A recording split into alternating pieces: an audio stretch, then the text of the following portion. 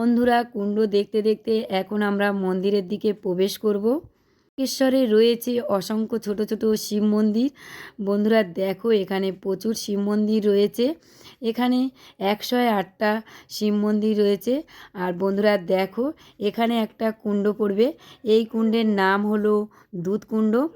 এই চলো তোমাদের সামনে থেকে গিয়ে দেখাই ভালো করে।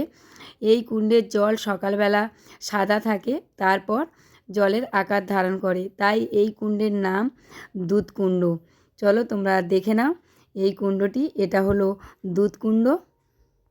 51 পীঠ সতীপীঠের মধ্যে বক্রেশ্বর এটাও একটা সতীপীঠ মন্দির।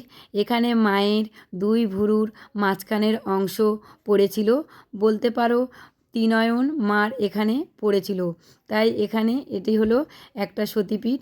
বীরভূম জেলায় মোট 5টি সতীপীঠ রয়েছে। খুলনাড়া সতীপীঠ, কঙ্কালীতলা সতীপীঠ, বক্রেশ্বরে এটা হলো একটা সতীপীঠ। বন্ধুরা দেখো, এটা হলো মেন মন্দির। এই মন্দিরটি রয়েছে বক্রনাথ শিব মন্দির, মা সতীপীঠের মন্দির, যেটা মহিষমর্দিনী মন্দির নামে পরিচিত। মন্দিরে যাওয়ার পথে অসংখ্য দোকানপাট রয়েছে। এই বক্রেশ্বর উষ্ণ প্রসবন জন্য খ্যাতি লাভ করেছে।